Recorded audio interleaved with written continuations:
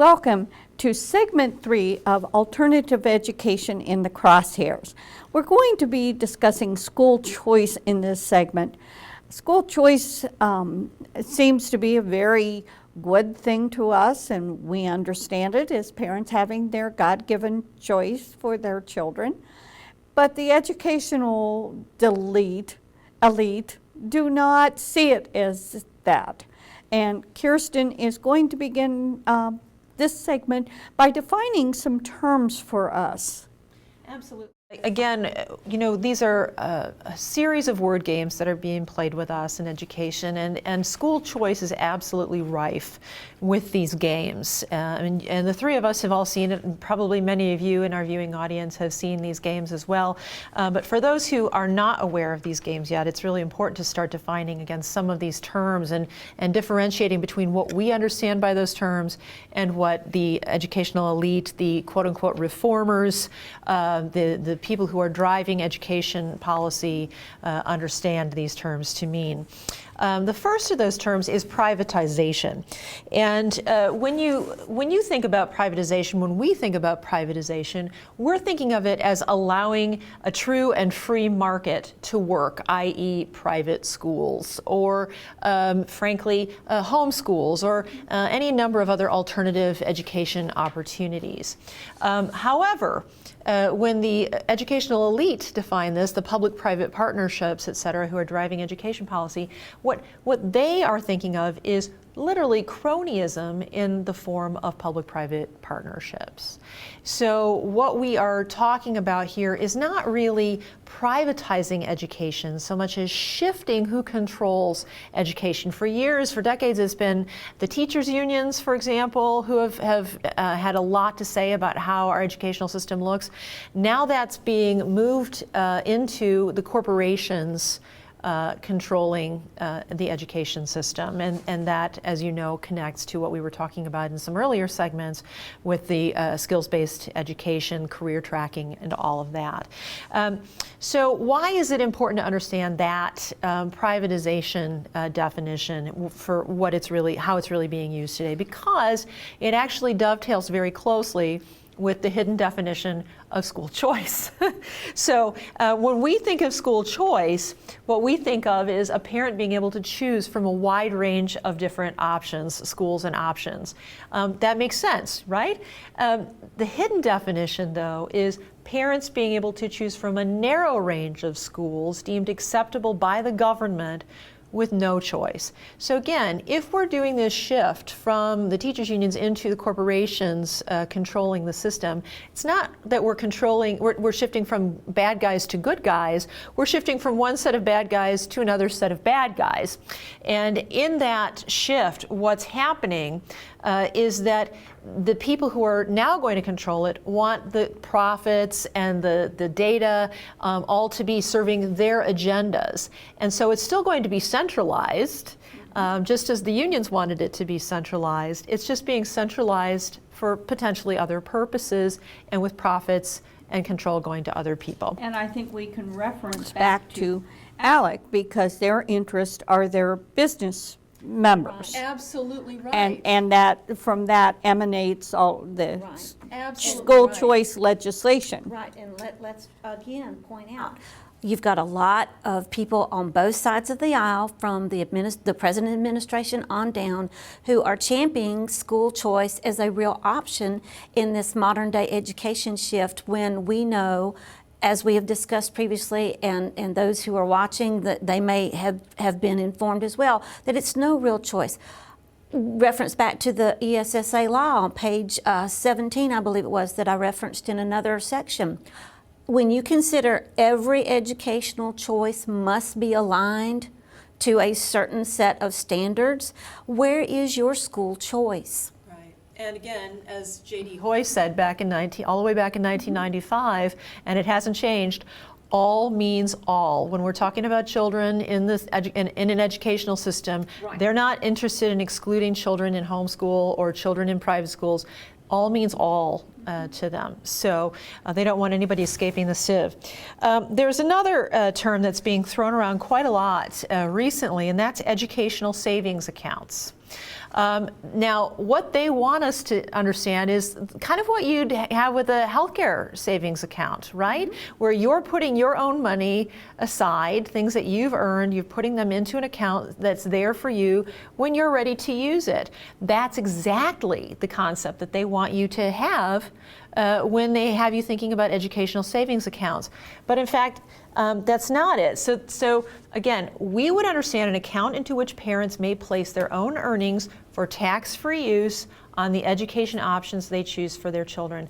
The hidden definition, entitlement program in the form of vouchers, subject to government control. So this is really the expansion of the voucher system, literally nationwide. This is what they're trying to do. Now they're doing it on a state-by-state basis, but the goal is to have it nationwide. And how do we know this is happening? Let's take a look at some very quick pieces of evidence. Bill Gates, who has been known for kind of a long time among those of us who are education activists, as a bad guy who's working to centralize, working to affect this shift into skills-based education, et cetera. Bill Gates very cynically invested in both Common Core and in school choice initiatives. Mm-hmm. Why? Because he understands that the strings attached to the public voucher money spread the virus of centralized education into the private schools. So this is, yes. And I think Betsy, referring back to what we said earlier, Betsy DeVos cannot separate herself as a school choice proponent from Common Core. Bingo. No, this is exactly right. And another way we know that is because Betsy DeVos and her husband actually have business investments that depend on the data flow. Exactly. So, yes. Now, I wanted to ask you a question because I've been asked this question several times. It's not so much a question as it is, well, you're looking at it in the wrong way. It's my taxpayer money. Why should I not be able to use it in the way in which I want?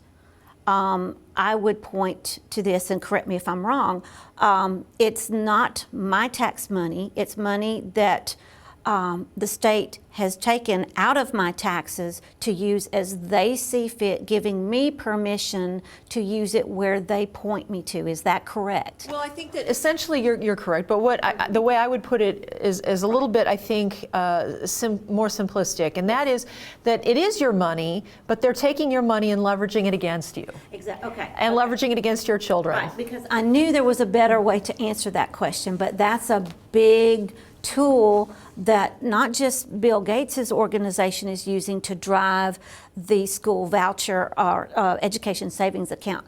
Goldwater Institute, Jeb Bush's Foundation for Excellence in Education.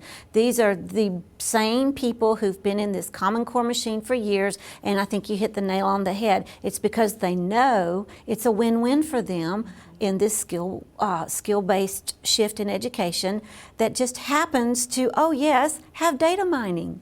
Right. Right. And it's like the fishbowl. Yes.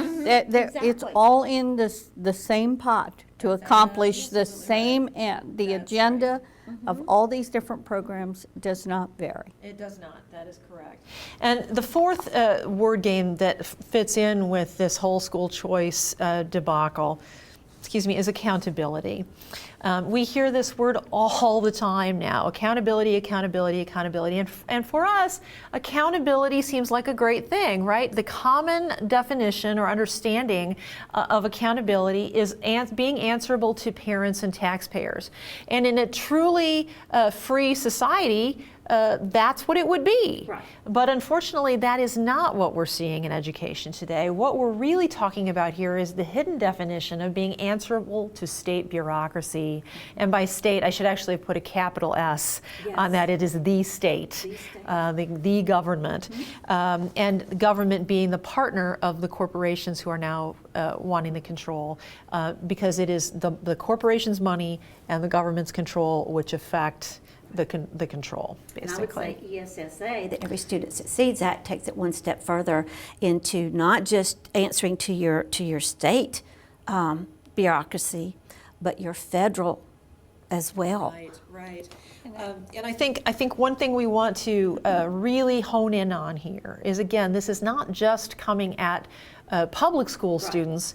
As this voucher system ramps up, as it becomes more and more prevalent, what we're really looking at is the accountability being extended and glommed onto all of the private schools and ultimately to homeschoolers as well. And it's the term accountability that took from the teachers control of their classroom, because they became accountable to the government, to their communities for test results. Right. That was how they introduced it. And at the time, when they introduced the term accountability, it sounded good. Yes, teachers should be accountable for quality education. But accountable to how they teach, not how someone dictates. Right, and let's also talk about what the mechanics of that have been. And it is the tests that were the primary mechanism for enforcing that accountability. What is now happening is there's been a shift again because parents started to raise an outcry about the tests, or about the assessments. It's really, there's actually a difference between test and assessment. Exactly. But these assessments, which are often called tests, have now shifted into everything that happens in the classroom is now often happening in real time. It's all going into computer systems. It's all being logged. And if teachers are not complying, if students are not complying, it's very easy to tell in real time what's happening, and to then take corrective measures against the students and or against the parents and or against the teachers who are not ensuring that the compliance is happening. And where we need to be warning our alternative education people is that if you're involved in any of these virtual academies or virtual programs, that take public money. I should stress that, yes, that take public money. You need to be doing your homework. Are they using assessments that are manipulating behaviors? Are they using assessments that are shifting you towards the skill-based? Are they sharing data? Yes, are they sharing data? With? Exactly. Those are the things we need to be looking at. But yes, not every virtual academy out there is awful. Your state ones, absolutely, because they blur the line between what is traditional education and what we have reserved as alternative education for this discussion. And I think we can close our discussion of accountability with the thought that he who controls the test, which are the companies that we talked about in an earlier section, controls the standards and the curriculum. And the outcomes. Right, exactly. Exactly. Yes. Outcome-based education. Right. Before we leave accountability, let me just say, as per ESSA, your assessments, which we have said are behind the school choice thing, those are going to pretty much hold every state hostage, if you will, for federal control and money purposes. In other words, if every student in your state, and they will be measured into this they will be factored into this accountability system some way, because that's the way that the law is written. So let's say if my state doesn't have every student measure up to a certain bar, then my state is penalized by having their federal funding reduced. And the chief federal funding that our states get for education is the Perkins Fund, and that's going back to the career tech education. And that's not because they're basing it on the young adults in your state or the adults who are going back to school. They're basing this on children ages 5 to 17. That's not just in a traditional population, that is across the board how many children in your state are 5 years to 17 years, and that dictates that stream funding. Perkins funding, again, back to the competency-based career tech education. ESSA has locked in state assessments till 2020, and you can find that on page 14, and that's where they lock in that participation rate and the social emotional learning as well. And I would like to just introduce a term here that we probably should have talked about back a segment or two ago, but it's better late than never. Another term for this school to work system from literally the time you're a tiny child on up is P20.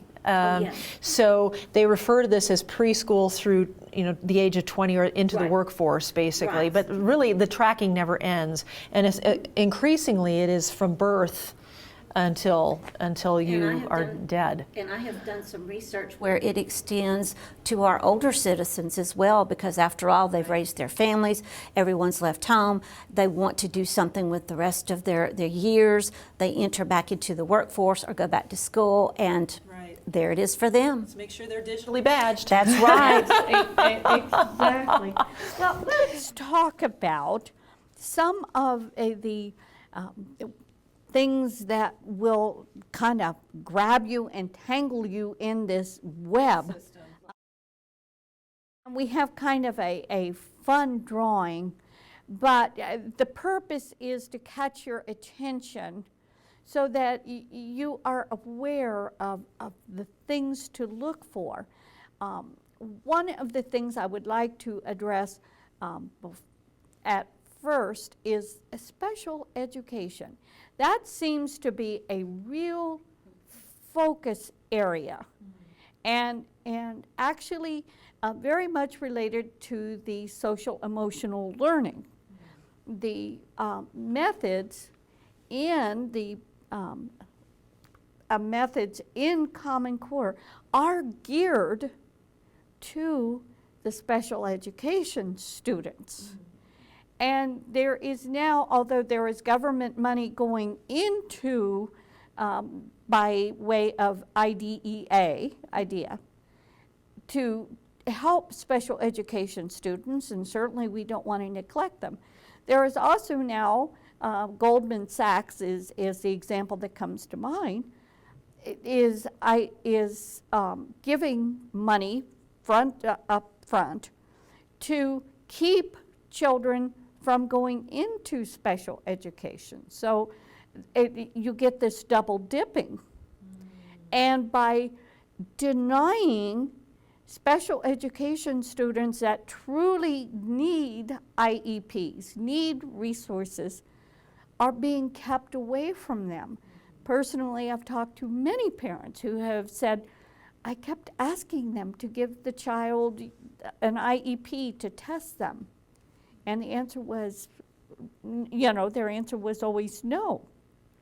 The use of these special education methods on normal children can be very harmful, and debilitate them, retard their development, and all sorts of repercussions that may not show up immediately.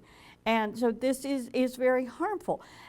So let me just clarify, because I think what I hear you saying, and I just want to make sure.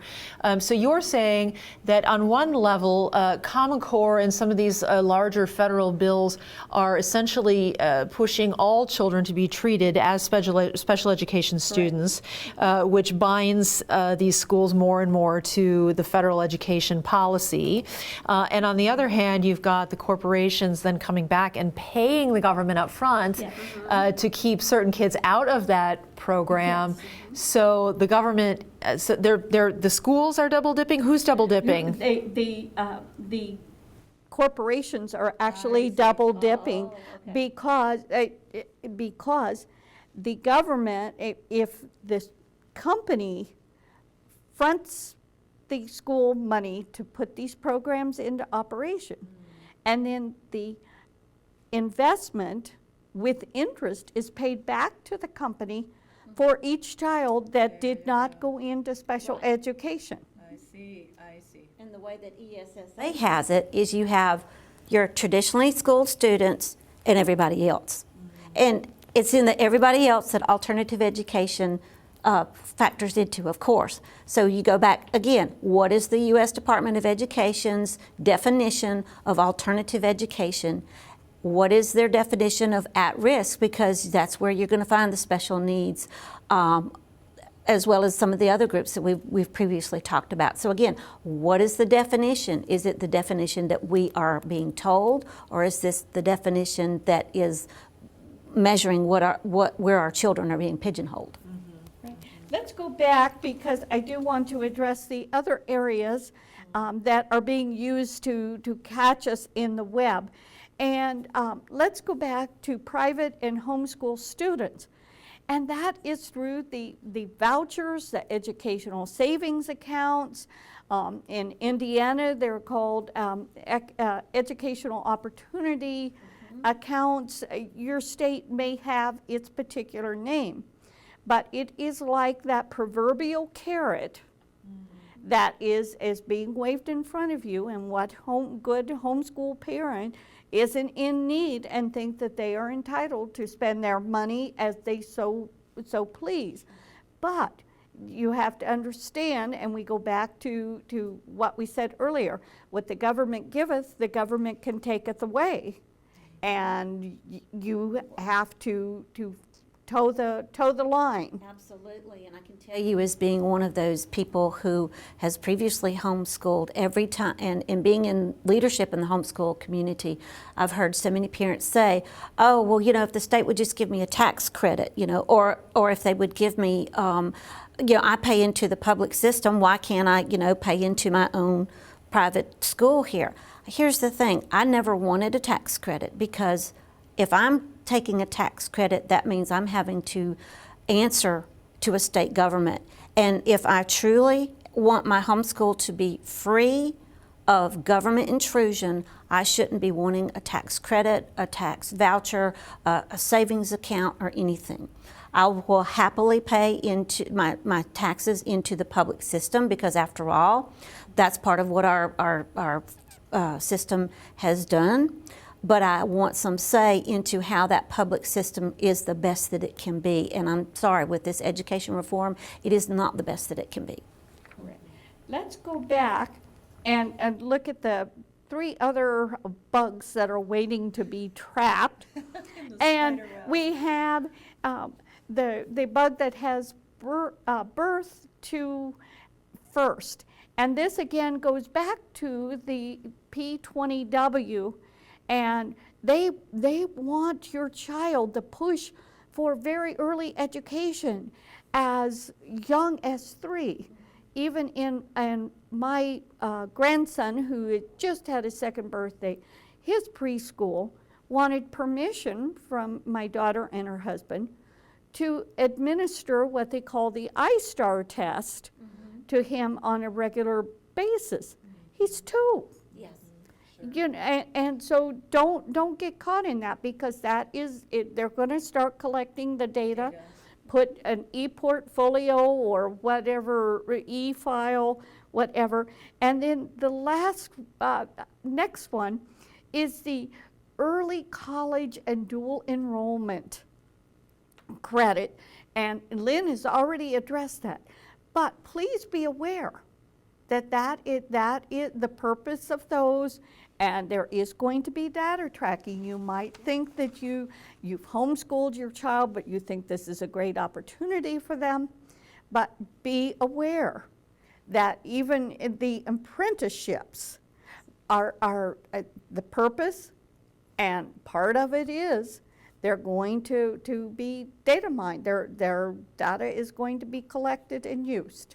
And I will have to say, one of the biggest carrots for alternative education has been sold as a bonus, if you will. Oh yes, if you dual enroll, that way someone can handle the high school part of my child's education, and then they can knock out some of the college credits as well. Everybody loves to save money. People love that. But it's what are we really getting when we get into these programs? And I think we've laid out a very accurate picture of what really is behind those programs when we get into them. And I think I have always I've felt in dual enrollment that are they college or are they high school? I don't understand as a teacher how you can teach both at the same time.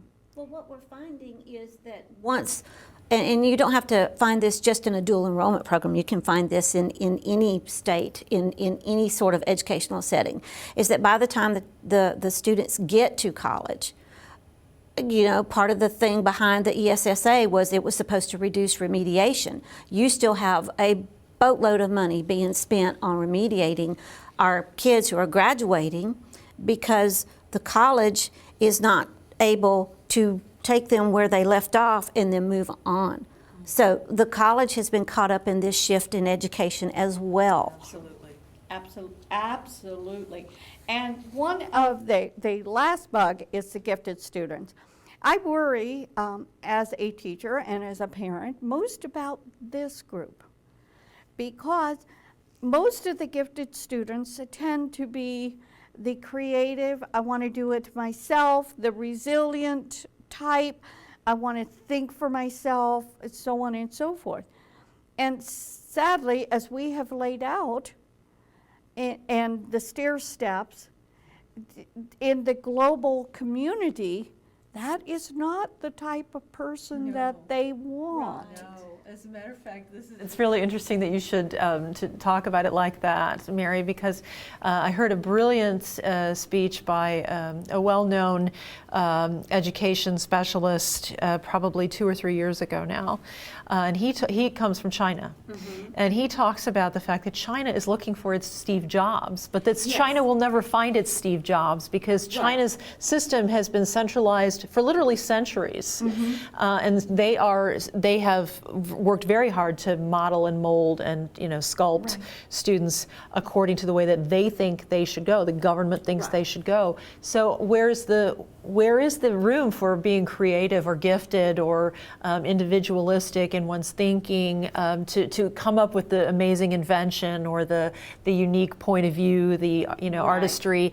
It's been totally culled out of the system. So that's what we're in the process of doing, really. Exactly. And here's the way that it's being sold. Oh, we're going to gear your student for jobs which do not yet exist. Well, if you really unpack all that, we've been doing that in traditional education for generations and for thousands of years. We will no longer see, because the way the ESSA is written, gifted students are going to be thrown right into that box along with everyone else to be that conformist instead of that out-of-the-box non-conformist. Right. Now, Lynn, I know that you had some legislation again that you wanted to bring to people's attention. Yes, absolutely. Part of what's going to ensnare our alternative legislation, and we can see this playing out right now in several states, you have what's known as these Tim Tebow laws. Now, I started homeschooling in the state of Florida way back when, and this was just starting to get off the ground. And basically what it is that you take your alternative educated student, you use a school as an umbrella, if you will, and participate in their programs. Well, that's great, that's fun, and that's wonderful. But what happens when I take my alternative student and put them into a system? They are no longer alternative. So this is going to harm us, not help us. Those sorts of legislations. You also have whole community alignment that's built in ESSA to where the whole community will be graded so that if the students in that community are not succeeding, other measures will be taken. Okay. All right, so here's what I want us to think about. With all this that's going on, do we really, truly wish to see our children trapped in any part of this web? If you enjoyed this video and all of our videos, please consider a tax-deductible donation so we can keep the whole thing free for you. I'm Dr. Duke. Thanks for watching.